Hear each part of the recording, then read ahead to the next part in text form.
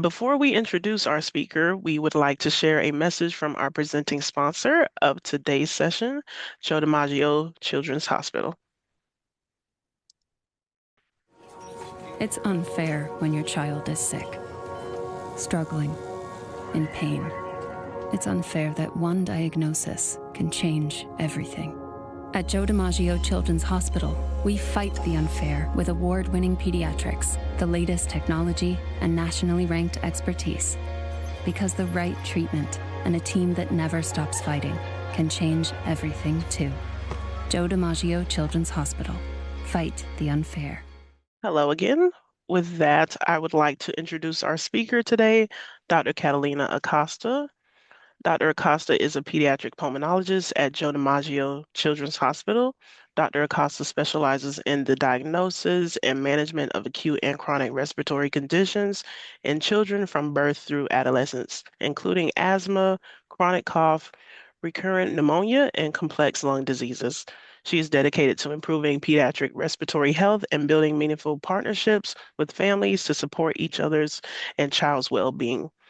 Her clinical work is complemented by research focused on asthma severity and obesity-related asthma, along with quality improvement initiatives to enhance care. She has received recognition for her research and has presented at the American Thoracic Society International Conference, reflecting her commitment to advancing pediatric lung health and improving outcomes for children. Please welcome Dr. Acosta. Hi, good afternoon. Thank you so much for the invitation. I will be sharing my slides now. So I will be speaking today about a very important topic for all of us, that is cough, and when it's just not a cold. So let's get started. I'm looking forward to the discussion at the end. Very good. My disclosure. So I don't have any financial or other relationships with any commercial entity or its products or services that will be discussed during this educational activity. I have used AI assisted tools to formatting language refinement and also to generate some illustrative images that I will be presenting today. Very good. So let's talk a little bit about what we're going to talk about today. So first, we're going to talk a little bit about why cough matters, the physiology of cough, the difference between acute and chronic cough. Also, we're going to talk a little bit about those red flags that are very, very important for us, and then the approach to acute cough. Then we're going to switch gears and we're going to talk about chronic cough and the difference between wet cough and dry cough. And lastly, but not least, we're going to talk a little bit about the takeaways. So, why cough matters? Cough matters because it is a common cause of consults in our clinics. It also creates these interruptions in the sleep. The families cannot sleep well at night when the child is coughing. Also, it leads to a school attendance to be missed and also can contribute to social isolation. It also has some peaks during the fall and the winter, and it's very important to avoid unnecessary use of antibiotics, to avoid mislabeling chronic cough, and also to ensure that we are not missing any serious underlying diseases. Okay, let's talk a little bit about cough and why cough is important. Cough is one of the most important protective reflexes that we have in our respiratory system. It's not just a symptom, it's a defense mechanism. So it has three different phrases that are very important, and we're going to break those down. The first one is the inspiratory phase. In this one, we are taking a deep breath, a deep inhalation that increases the volume in our lungs to optimize the recoil force. Then the second phase is the compressive phase, where the glottic closures, and then the expiratory muscles will contract, and that will lead to an increase in the pressure up to 300 millimeters of mercury. And lastly, but not least, is that expulsive phase, where the glottis snaps open and the airway narrows, and the velocity of can reach up to 500 miles per hour. Then this shears the mucus away from the walls. So that's very important for our respiratory system. Let's talk a little bit about the physiology of the cough reflex. So there is this afferent pathway that has this sensory input. So in our upper airway and lower airway, we have these different receptors. We have receptors in the larynx, in the carina, and also in our airways. And then there are these receptors that are rapid adaptive receptors. There are mechanoreceptors. So they are sensitive to smoke, to dust, to mechanical pressure. And also we have other types of receptors that are chemoreceptors or the C5 nociceptors. And these ones are going to be sensitive to inflammatory mediators. When you get in contact with an allergen, then these inflammatory mediators are going to be released like bradykinin, caspicin, and prostaglandins. So when these receptors get stimulated, then the vagus nerve, that is the cranial nerve number 10, is going to give this information to the cough center that is located in the medulla oblongata and specifically to the nucleus tractus solitarius. So after this information comes to the medulla oblongata, then this information is going to be processed. And then we have two controls, the involuntary control that is going to lead to the cough, but also there's a cortical or voluntary control. So you can kind of inhibit the cough. So after all this information is processed, then the afferent pathway or the motor output is going to be placed in action. So there are different pathways for this. The first one, the phrenic nerve, is going to be giving the signal to the diaphragm to contract and give that big inspiratory volume. Then the second part is going to be the vagus nerve or cranial nerve number 10 that is going to give signal to the glottis to close and create that seal. So that is part of that compressive phase. And lastly but not least, we're going to have that spinal motor nerve that is going to give the signal to the intercostal muscles to contract, and that is going to lead to that expiratory pressure to rise, and that's going to lead to the last part of the compressive and the expulsive phase. Very good. So now let's give, the definition of what is an acute cough and what is a chronic cough. First, an acute cough is that cough in children that lasts less than 4 weeks. And the most common causes are viral upper respiratory illness, bronchiolitis, that is a viral lower respiratory tract infection that affects the small airways, pneumonias, asthma exacerbation, and foreign body aspiration. And then, in the other hand, we have the chronic cough. That is when the cough lasts more than 4 weeks. And then there is a major shift in the differential diagnosis, and we're going to talk a little bit more about it. But the differential diagnosis include protracted bacterial bronchitis. We're also going to see some bronchiectasis. We're going to see asthma, upper airway cough syndrome, habit cough, and depending on the context, sometimes tuberculosis infection. Now, let's talk a little bit about the red flags when a cough is not just viral, because this is very important. When we have a patient that has a neonatal onset of the coughs, that should raise some alarms. Also, when there is a sudden onset, when the cough just started suddenly out of nowhere without upper respiratory symptoms, that should be raising some flags for a possible foreign body. Also, when there are systemic or growth concerns like failure to thrive or digital clubbing. What is digital clubbing? When there is this bulbous enlargement of the distal fingers or toes with loss of the normal nail fold angle due to proliferation of soft tissue beneath the nail bed. So that's important to notice those changes. Also, when there is dysphagia or choking with fits. Concerning respiratory features, which ones are those? Persistent wet cough, hemoptysis, so when we see some blood in with the sputum, recurring pneumonia, or hypoxemia, that is low oxygen saturation below 90%. Also important to think about exposures when there is anybody around, the child that has presented with some history of tuberculosis or other infectious etiologies. Very good. Let's talk a little bit about the approach to acute cough. So, important to know with those kids who are coughing for less than 4 weeks, does the child look sick? Meaning there is any toxic appearance like looking limp, high pitched cry, moaning, marked pallor, and also if there is low oxygen saturation, or if you are noticing some cyanosis, some bluish discoloration in the skin, or increased work of breathing, so retractions, nasal flaring, or if there is dehydration that is reducing the number of diapers or urine output. Then, if there are any fever or focal lung findings like persistent fever, focal crackles, decreased breath sounds, or asymmetric exam. Also, that should be raising, we should explore that. If there is wheezing, how is the wheezing? Is expiratory? There is a prolonged expiratory phase, or if there is any history of atopy, that should be also important to know about. Then was the cough like it just happened suddenly? There was like, the child was playing or eating and suddenly start coughing. That should be an important red flag for us for foreign body. Or if the cough has been persistent without any upper respiratory infection, or if to the physical exam there is any unilateral exam finding.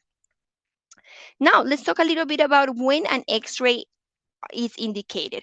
When there is hypoxemia, so low oxygen saturation, when there is significant respiratory distress, when there are focal physical findings, when there is failure to improve or worsening of the clinical course, and lastly but not least, when there is suspicion for a foreign body.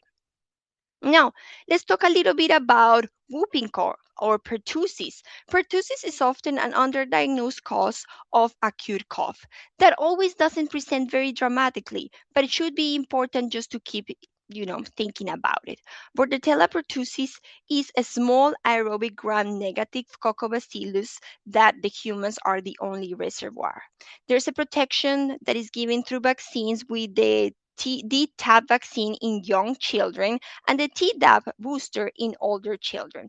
And this infection has particular, three phases. So the catarrhal phase that lasts between 1 to 2 weeks, the children are going to have like these kind of like URI symptoms, conjunctival injection, and excessive lacrimation. Then after the second week until the 6th week, you are going to have the paroxysmal phase.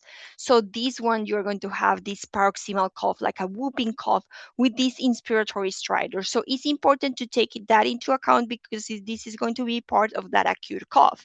And then the last part of the Bordetella pertussis whooping cough infection is going to be the convalescent phase that lasts between 1 to 2 weeks. And then there's going to be gradual reduction of the symptoms. When it's important to test for pertussis, when we see that paroxysmal cough, like that is sudden repetitive burst of cough associated with this post-tussive emesis, especially in young kids who have not been vaccinated. So it can be with that whooping cough that I was telling you about, with that inspiratory stridor, but in young kids it's going to present with apnea. So that's not going to be as noticeable in those who are young. And then PCR testing is the most sensitive in the first 3 weeks of the illness, and you should treat to reduce transmission, even if the patient presents later in the course of the disease, and the treatment is with antibiotics, azithromycin, or trimethoprim sulfamethoxazole. Very good. Now, let's talk a little bit about when you suspect an atypical pneumonia. The pneumonia that is atypical is often caused by Mycoplasma pneumoniae, and then the children are going to have this dry cough that often is between 5 days at least of duration. They're going to have low grade fever or sometimes absent fever, so they are not going to have a lot of, major symptoms. It's usually going to be is going to be present in those who are school age, and there's going to be gradual onset of the symptoms. There's going to be a disproportionate cough compared to overall the appearance. So they are going to look well, but the cough is going to be still present. And then the first line of antibiotic treatment is azithromycin. When you do an x-ray in these cases, you're going to see a patchy interstitial or perihilar infiltrates. In some cases, wheezing can also be present, and also this infection can trigger asthma exacerbations. Now, let's talk a little bit about foreign body and why sometimes it's missed. It's sometimes missed because sometimes the choking episode happens and is not witnessed, or sometimes it's forgotten. Symptoms may improve temporarily, so it's sometimes misdiagnosed with asthma because there's going to be this kind of localized wheeze, and we need to make sure that there is no improvement with albuterol. Then it's important to make sure that if the cough still is present, and to make sure that this is being evaluated. Well, now let's talk a little bit about the chronic wet cough. When is chronic wet cough? What it implies? It means that there are some retained airway secretions in children, and this is not normal and should not be attributed to postnasal drip alone. Some differential diagnoses include protracted bacterial bronchitis, bronchiectasis, cystic fibrosis, primary ciliary dyskinesia, and then aspiration. Very good. Let's talk a little bit about each of these. So, with protracted bacterial bronchitis is a chronic infectious and inflammatory condition of the airways.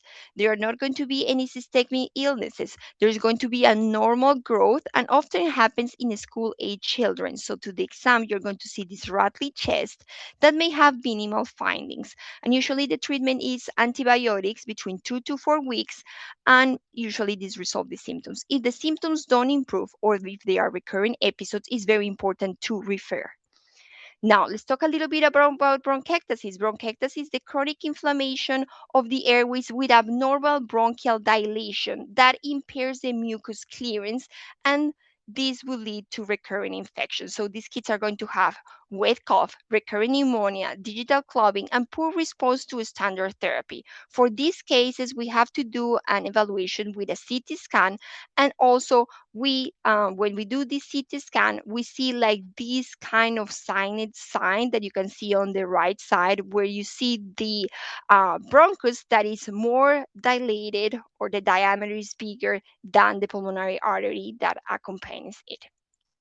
Very good. Now let's talk a little bit about the genetic causes. So genetic causes include cystic fibrosis, that is an autosomal recessive genetic condition caused by the dysfunction of the CFTR chloride channel, leading to the sticky secretions that can affect multiple systems, not only the lungs. So this should be considered in those with failure to thrive, recurrent sinopulmonary infections, nasal polyps, steatorrhea, and the test is done through a sweat chloride testing and a CFTR testing. Primary ciliary dyskinesia is also a rare condition, is genetic, and usually is because there is an impairment of the cilia movement. And this can lead to some recurring infections, chronic wet cough, otitis media, and these kids should be referred to a PCT center to do a nasal nitric oxide and genetic evaluation.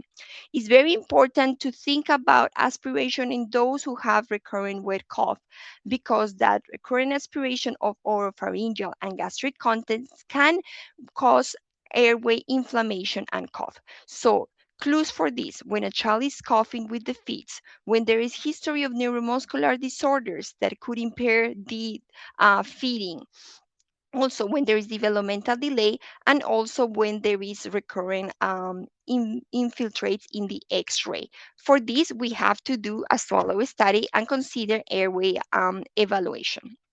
Now, let's talk a little bit about dry cough. So, when there is persistent dry cough, we have to think about only the cough when it's present, and that's the main symptom. Usually, there is worsening during the daytime, during the nighttime, and early morning. And if there is any triggers like cold air, laughing, viral illnesses, we should be thinking about cough variant asthma. And for those kids, it's very important to do an evaluation with an spirometry and see if there is an improvement bronchodilators. If a kid presents with dry cough and then it's only exacerbated when there is exercise, we should be thinking about exercise induced bronchoconstriction. And for those are going to be having symptoms in about 5 to 15 minutes after starting a physical activity. And it's very important to assess if there is improvement with bronchodilators with like albuterol. Now, this one is very, very important: post-viral airway hyperreactivity. So, this is persistent dry cough that can happen after an upper respiratory infection that is usually viral. So, after you have the infection, you're going to have airway inflammation that is going to increase the cough reflex sensitivity, and they're going to have a normal X-ray. Usually, kids who don't have any history of atopies or wheezing, they are going to have improvement of the symptoms over the weeks, and they don't need any specific, like management with any antibiotics or inhalers. Our guidelines recommend that reassurance should be the first line, and then routine use of inhaled steroids or bronchodilators is not recommended at most of the times.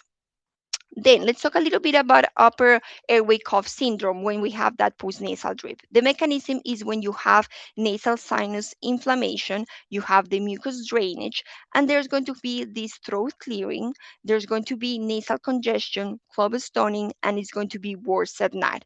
The management is to treat the underlying rhinitis with intranasal steroids or antihistamines, and this can reduce that cough.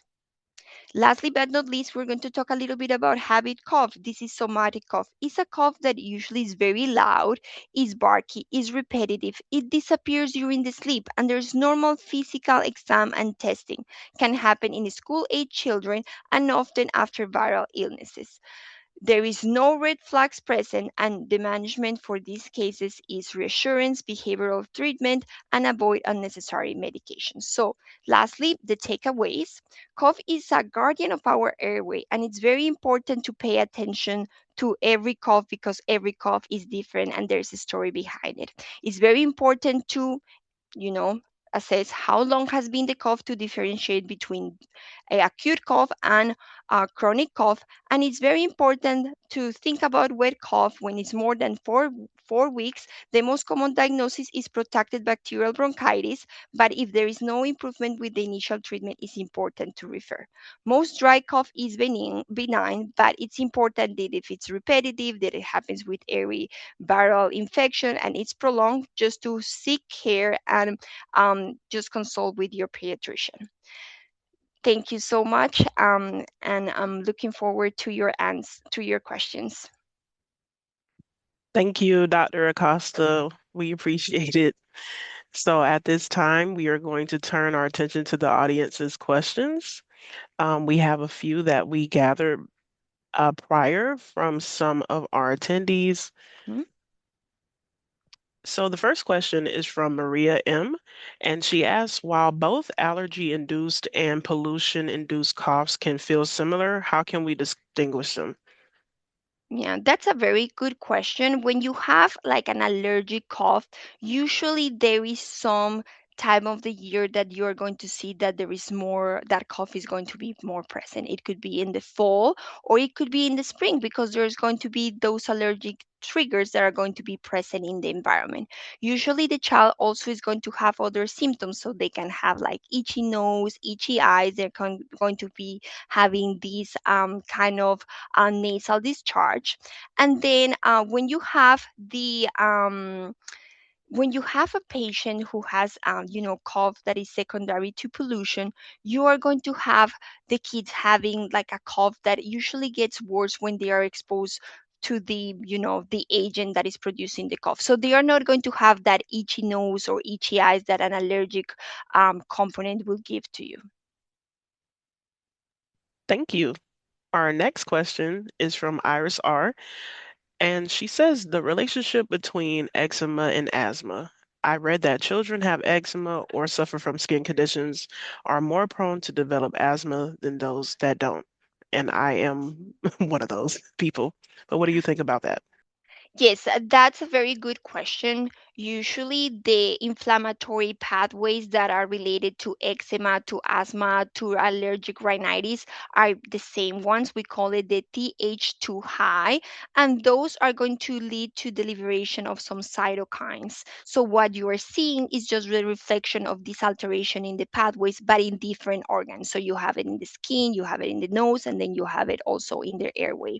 So kids who have eczema, they're going to have at least 2 to 3 times more risk to develop, asthma. Thank you.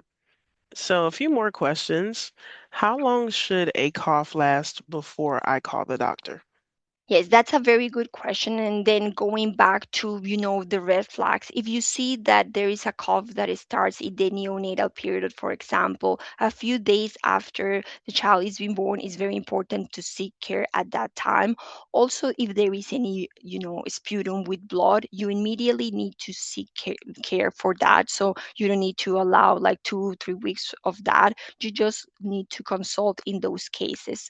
And then if there is a sudden onset, for example, a child was eating and then or was playing and suddenly starts coughing. So those cases, it's very important to just seek care, help immediately. Thank you. What are some warning signs that I shouldn't ignore? Yes, as I mentioned before, all those red flags. So if you see that your child has been coughing for a long time and there's other systems that are also have been involved, there is no growing, there is like, the baby or the infant or child cannot tolerate feeding, if there is dehydration, if there is persistent fever for, over 4 or 5 days, you should seek care at that time and should not be ignored. Thank you. And what can I safely do at home to help my child feel better?